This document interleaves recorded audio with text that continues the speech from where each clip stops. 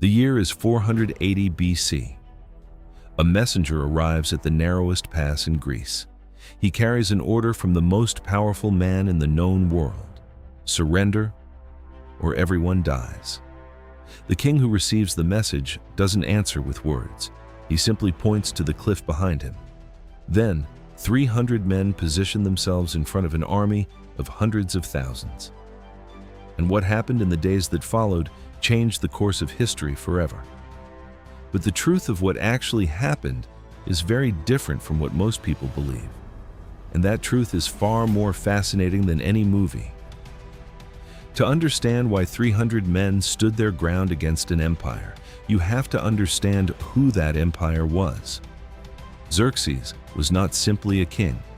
He was the ruler of the largest empire the world had seen up to that point. His territory stretched from Egypt to India. From the Mediterranean Sea to the steppes of Central Asia, tens of millions of people lived under his rule. And when he decided to invade Greece, he assembled an army so large that ancient sources say it took 7 days to cross a single bridge. The exact numbers are still debated today, but modern historians estimate between 100,000 and 300,000 soldiers. Against that, all of Greece combined could barely gather a few thousand. And why did Xerxes want to conquer Greece? The answer is a single word: revenge.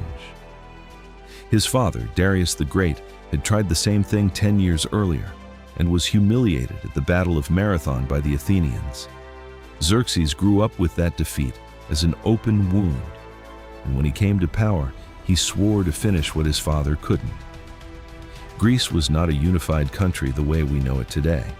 It was a patchwork of independent city-states, often enemies of each other. Athens and Sparta hated each other. Corinth trusted no one.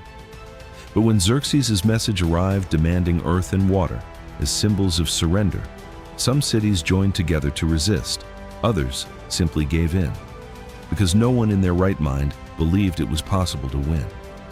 The Greek plan was desperate, but brilliant. If they couldn't win in numbers, they could choose the terrain.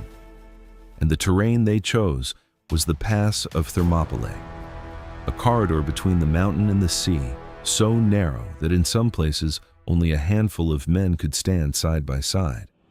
There, the enemy's numbers meant nothing. An army of millions becomes a single file of men forced to walk one by one into shields and spears waiting for them.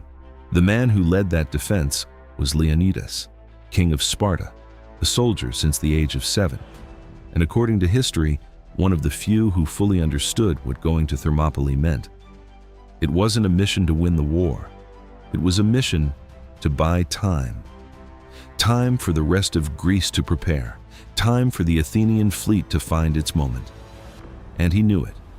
The film 300 shows Leonidas going in secret, defying the laws of Sparta. The reality is simpler and more interesting.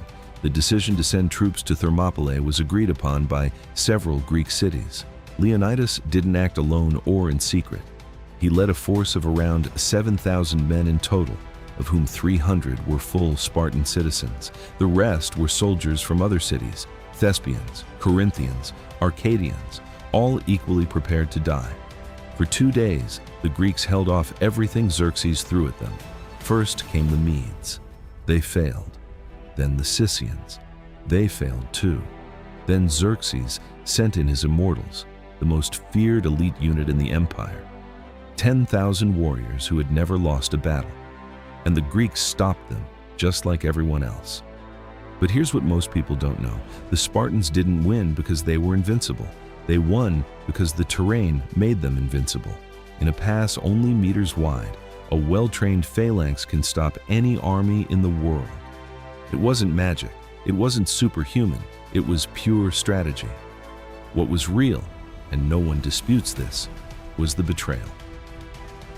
A local man named Ephialtes revealed to the Persians the existence of a hidden path that wound through the mountains and came out behind the Greek position. He wasn't Spartan. He wasn't a deformed warrior like in the film.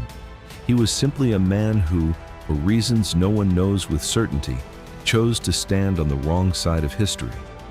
His name, Ephialtes, became the Greek word for traitor, and it still means nightmare in Greek today.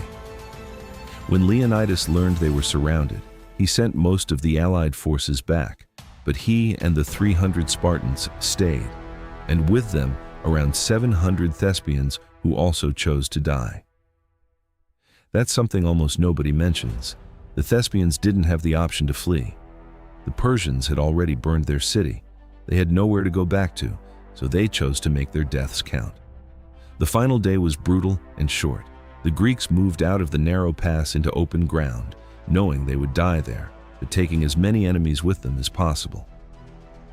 Ancient sources say Leonidas fell in that final charge, and that his men fought over his body until they were brought down by a rain of arrows. Xerxes ordered Leonidas's body to be decapitated and crucified, a gesture that said more about the fear he felt than about any victory he had won, because the Persians had taken the pass, but they had lost something more valuable. They had lost time. A year later, at the Battle of Plataea, the Greeks defeated the Persian army decisively. Xerxes never attempted to conquer Greece again, and the Western world as we know it took the path it took in part because 300 men chose not to move from a mountain pass. But here's the part nobody talks about. Before Thermopylae, Sparta was not known for being invincible. It didn't have that reputation. No ancient source from before that battle describes them as the greatest warriors in the world. That reputation was born after the event. What turned the 300 into legend wasn't how they fought.